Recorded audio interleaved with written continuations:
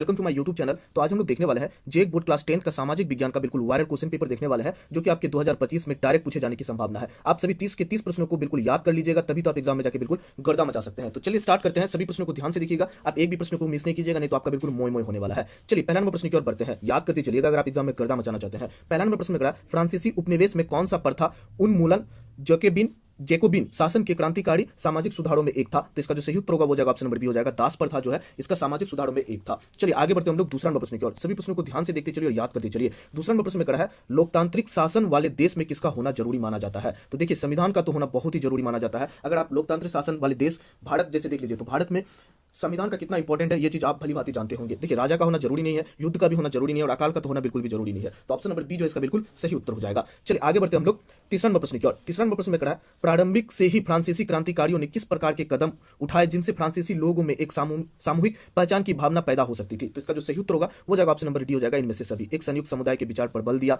एक नया फ्रांसीसी झंडा तिरंगा चुना, स्टेट जनरल का चुनाव सक्रिय नागरिक के समूह के द्वारा किया जाने लगा। तो इसका जो सही उत्तर होगा वो जाएगा ऑप्शन नंबर डी हो जाएगा। याद करते चलिए अगर आप एग्जाम में बिल्कुल गर्दा मचाना चाहते हैं। चलिए 4 नंबर प्रश्न की ओर बढ़ते हैं। 4 नंबर प्रश्न में करा है, 1920 के दशक की शुरुआत में एक उग्र गुरिल्ला आंदोलन गुडेम की पहाड़ियों पर फैल गया। गुडेम भारत के किस राज्य में स्थित है। गुडेम की पहाड़ियों में फैल गया था, तो वो गुडेम जो है भारत के किस राज्य में स्थित है। तो याद रखिएगा आंध्र प्रदेश में स्थित है। कहां पे है, Andhra Pradesh. Option number C जो इसका बिल्कुल सही उत्तर हो जाएगा। चलिए आगे बढ़ते हम लोग 5 नंबर प्रश्न की ओर। सभी प्रश्नों को ध्यान से देखिए और याद करते चलिए। 5 नंबर प्रश्न में करा है, फ्रांस की मुद्रा की इकाई लिबरे को किस वर्ष समाप्त कर दिया गया। तो 5 का जो सही उत्तर होगा वो जाएगा ऑप्शन नंबर डी हो जाएगा। 1994 में समाप्त कर दिया गया। कब क्या था, 1994 में समाप्त कर दिया था। लिबरे को कब समाप्त किया गया था, 1994, याद रखिएगा। चलिए आगे बढ़ते हम लोग 6 नंबर प्रश्न की ओर बढ़ते हैं। 6 नंबर प्रश्न में करा है, भारत से अफीम की निर्यात कहां किया जाता है। भारत से जो है अफीम का निर्यात जो है कहां पर किया जाता है। तो इसका जो 6 का जो सही उत्तर होगा वो जाएगा ऑप्शन नंबर बी, चीन में किया जाता है। कहां पे किया जाता है, चीन में। ऑप्शन नंबर बी जो है इसका बिल्कुल सही उत्तर हो जाएगा। चलिए आगे बढ़ते हम लोग 7 नंबर प्रश्न की ओर बढ़ते हैं। 7 नंबर प्रश्न में करा है, ब्रिटेन वुड्स सम्मेलन में अंतर्राष्ट्रीय मुद्रा कोष की स्थापना किन उद्देश्य को पूरा करने के लिए किया गया था। ब्रिटेन वुड्स सम्मेलन में जो है अंतर्राष्ट्रीय मुद्रा कोष की स्थापना किन उद्देश्य को पूरा करने के लिए किया गया था। तो देखिए वैश्विक मौद्रिक सहयोग को बढ़ावा देने के लिए भी किया गया था, उसके बाद उच्च रोजगार और सतत आर्थिक विकास को बढ़ावा देने के लिए भी किया गया था, उसके बाद वित्तीय स्थिति की सुरक्षित करने के लिए भी किया गया था। तो इसका जो सही उत्तर होगा वो जाएगा ऑप्शन नंबर डी, इनमें से सभी।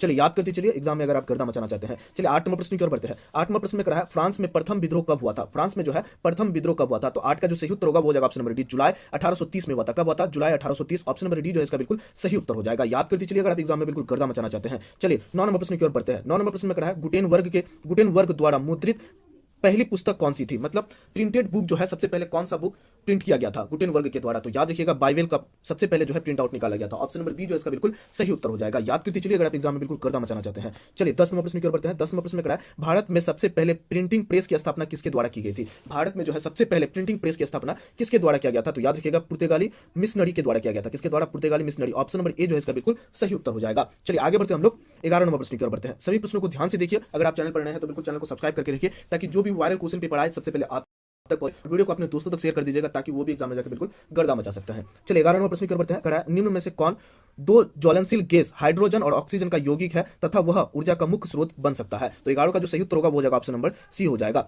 जल उत्तर होगा वो जाएगा ऑप्शन नंबर सी हो जाएगा।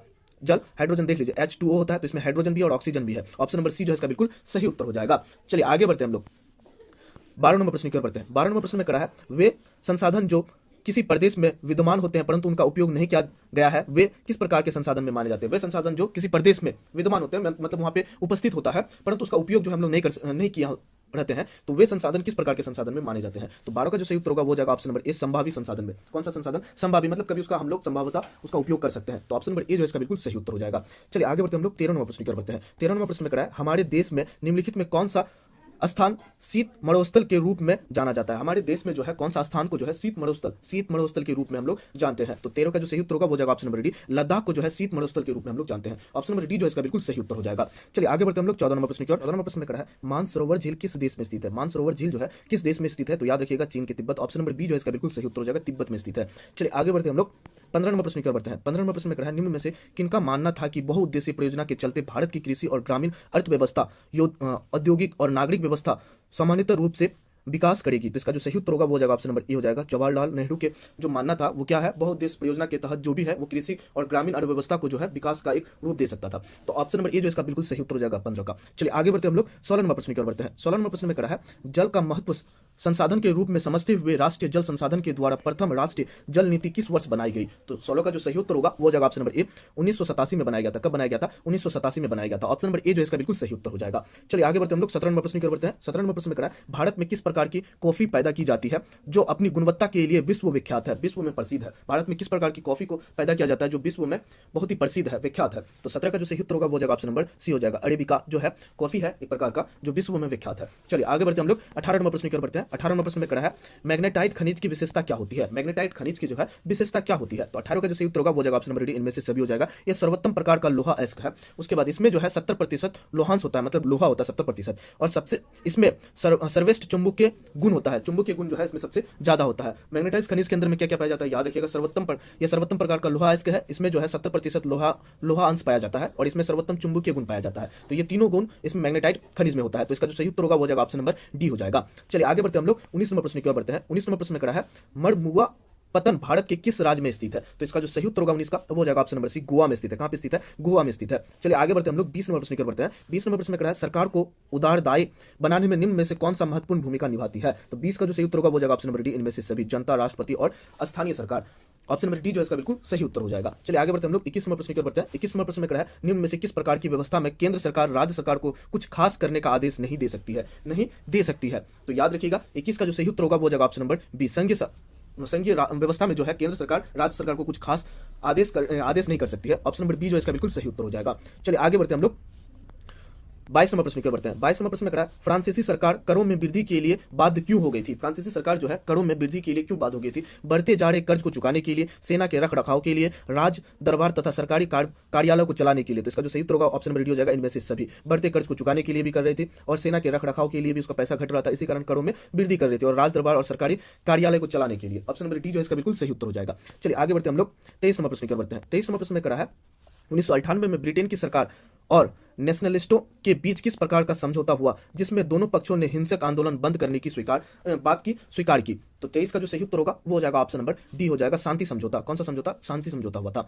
चलिए आगे बढ़ते हम लोग 24 नंबर प्रश्न की ओर बढ़ते हैं। 24 नंबर प्रश्न में कहा है विश्व में किस प्रकार की विभिन्नता आज बड़ी व्यापक हो चली है? विश्व में किस प्रकार की विभिन्नता जो है आज व्यापक हो चली है? तो इसका जो सही उत्तर होगा 24 का वो हो जाएगा ऑप्शन नंबर डी, इनमें से सभी, राजनीतिक, धार्मिक और जातीय। ये तीनों जो है व्यापक रूप से विभिन्नता का एक रूप है। जैसे कोई मुसलमान है कोई हिंदू है तो ये दोनों के बीच विभिन्नता है और राजनीतिक में भी विभिन्नता होने लगा और जाति में भी विभिन्नता। तो ऑप्शन नंबर डी हो जाएगा, इनमें से सभी जो है ये एक बहुत ही आगे बढ़ गया है, व्यापक मतलब बहुत आगे बढ़ गया है, इसके बीच का जो दूरी है विभिन्नता है।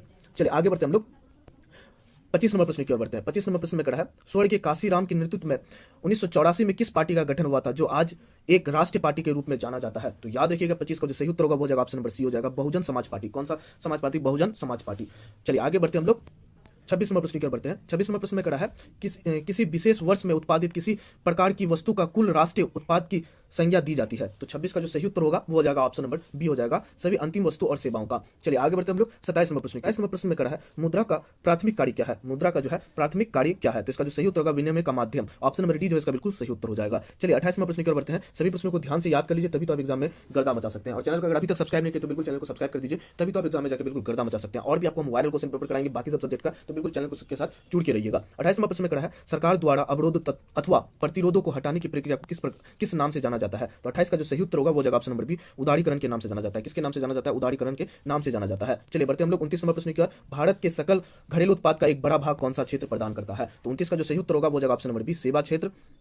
ऑप्शन नंबर बी जो है इसका बिल्कुल सही उत्तर हो जाएगा। चलिए आगे बढ़ते हम लोग 30 नंबर प्रश्न की ओर। ये अंतिम प्रश्न है और बिल्कुल अपने दोस्तों तक शेयर कर दीजिएगा। 30 का 30 प्रश्न आपको हम वायरल प्रश्न पत्र करवा रहे हैं। 30 प्रश्न में करा है भारत का राष्ट्रीय उपभोक्ता दिवस कब मनाया जाता है? तो इसका जो सही उत्तर होगा 30 का वो जाएगा ऑप्शन नंबर ये हो जाएगा 24 दिसंबर को। तो ये 30 प्रश्न था जो कि वायरल क्वेश्चन पेपर था, आपको हम करवा दिए, अपने दोस्तों तक शेयर कर दीजिएगा। फिर मिलते हैं नेक्स्ट वीडियो में। अगर चैनल को अभी तक सब्सक्राइब नहीं किया तो बिल्कुल चैनल को सब्सक्राइब करके रखिए, तभी तो आप लोग गर्दा मचा पाइएगा। तो फिर मिलते हैं नेक्स्ट